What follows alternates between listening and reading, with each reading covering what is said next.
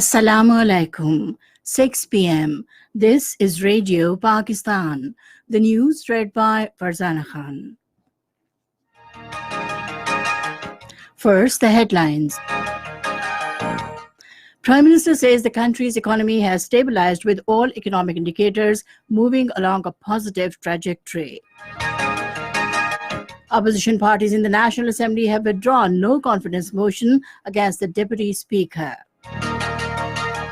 Lahore High Court has declared the petition seeking unconditional removal of PMLN leader Nawaz Sharif's name from exit control list as maintainable. In occupied Kashmir, people held forceful demonstrations in different areas today to show their resentment against Indian occupation and division of the state into two union territories. Pakistan has urged international community to take cognizance of the Israeli aggressive actions against the Palestinians. The United Nations and Egypt are trying to prevent a war around Gaza amid escalating violence between Palestine and Israel. And now the news in detail. Prime Minister Imran Khan says the country's economy has stabilized with all economic indicators moving along the positive trajectory. He was speaking at the signing ceremony of Super 6 310 megawatt wind power projects in Islamabad today. The Prime Minister said rupee is gaining, stock market is showing positive sentiments, and exports are increasing.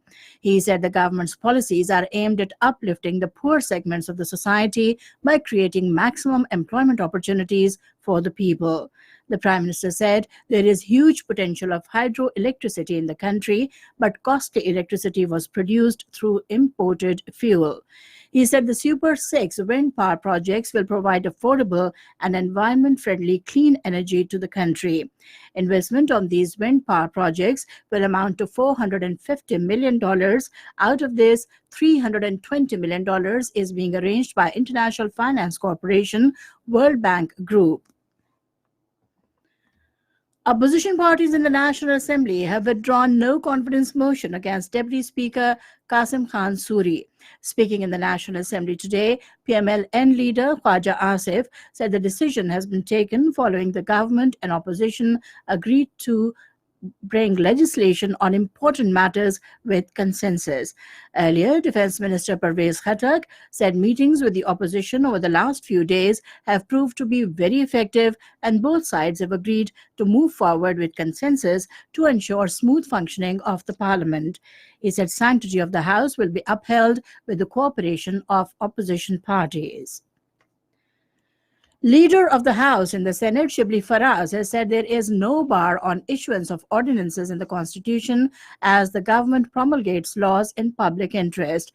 Winding up discussion on promulgation of various ordinances, especially the decision to dissolve PMDC, he said the government has taken this step to regulate the medical profession in accordance with international standards.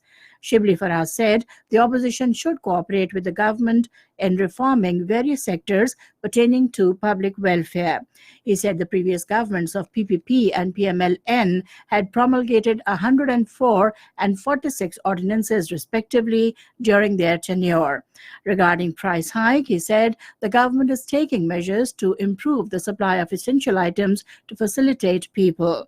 The House has now been prorogued. Lahore High Court has reserved its judgment on maintainability of hearing of petition on removal of PMLN leader Nawaz Sharif's name from exit control list unconditionally. The two-member bench of Lahore High Court, headed by Justice Ali Bakr Najafi and Justice Sardar Ahmed Naeem, heard the petition. A day earlier, PMLN President Shahbaz Sharif had filed a petition in the Lahore High Court seeking removal of Nawaz Sharif's names from the no-fly list. The petition also asks that the court declare the condition for indemnity bonds as illegal. The verdict will be announced shortly. Pakistan has sought UNESCO's technical advice and validation of its initiative to develop uniform new national curriculum and for promotion of technical and vocational training. The advice was sought by Minister for Federal Education Shafqat Mahmood at a meeting with UNESCO Director General Ms. Andre Azoulay in Paris today. They discussed Pakistan and UNESCO's partnership in the fields of education, culture, science, and communication. Federal Board of Revenue has released tutorial videos on income tax returns filing to facilitate the taxpayers. A press release issued by FBR today said the videos have been uploaded on Urdu and English versions of its official website. The videos contain step-by-step easy explanation of procedure of registration on IRS, income tax returns filing for salaried persons, wealth statement, payment of admitted income tax, and tax refund mechanism. The taxpayers can easily file their income tax returns with the help of these tutorial videos. This is Radio Pakistan giving you the news. Pakistan has impressed upon the United Nations and international community to play its role for resolving the Kashmir dispute as it can become a flashpoint between the two nuclear-armed states. Talking to the UN General Assembly President Tijani Muhammad Bandeh in New York, Pakistan's permanent representative to the United Nations, Munir Akram, said the situation in Indian-occupied Kashmir is worsening. He said despite the lapse of over 100 days of India's inhuman curfew, blanket restrictions on all forms of communications, and systematic intimidation, normalcy has still not returned and fear grips the disputed state. In occupied Kashmir, people held forceful demonstrations in different areas today to show their resentment against the Indian occupation and division of Kashmir into two union territories by India. After Jummah congregational prayers, people took to the streets in Srinagar, Budgam, Gandarbal, Islamabad, Pulwama, Kolgam, Shopian, Bandipora, Baramulla, Kupwara, and other areas of the occupied territory and shouted high-pitched pro-freedom and anti-India slogans. Indian troops and police personnel used brute force against the protesters at many places, injuring several of them. Meanwhile, inhuman Indian military lockdown entered 103rd running day today in Kashmir Valley and Muslim-majority areas of Jammu and Ladakh regions. The ban on internet, text messaging, and prepaid mobile connections is still in force. Pakistan Navy's PNS Muawin and Aslath have visited Morocco's port Casablanca. Upon arrival, the Moroccan Navy extended very warm welcome to the ships.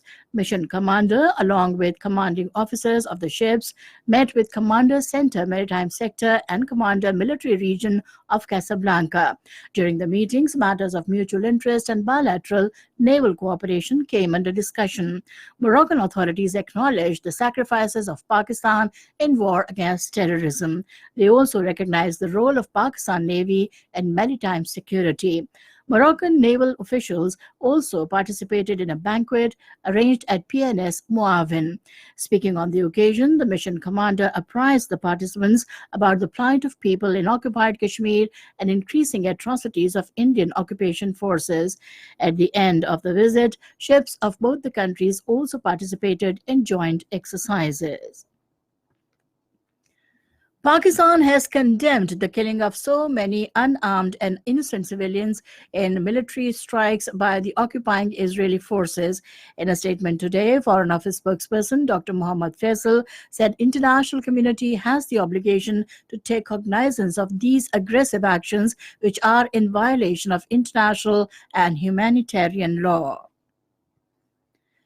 The United Nations and Egypt are trying to prevent a war around Gaza amid escalating violence between Palestinian enclave and Israel. Speaking at a press briefing at the United Nations, spokesman for UN Secretary General Stefan Dujarric said both sides must show maximum restraint and do their part to prevent bloodshed. In Afghanistan, 4 police officers, including a district police chief, were killed in a Taliban ambush in northern Baghlan province today. The Khar provincial government spokesman said deceased police chief was traveling together with three policemen from his hometown in Jalga to Varsaj district police station where the militants ambushed his vehicle. United States and China are getting close to a trade agreement.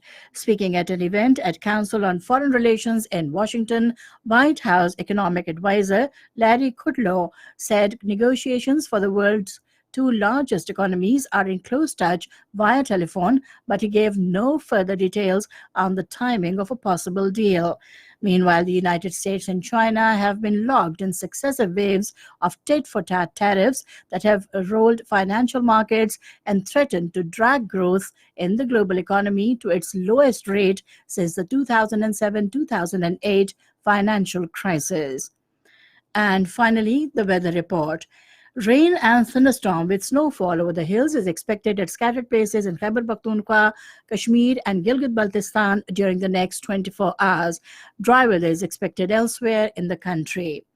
And that is the end of the news. For more news and analyses, log on to our website, radio.gov.pk, and also watch live video streaming of our bulletins on the link facebook.com/Radio Pakistan News Official.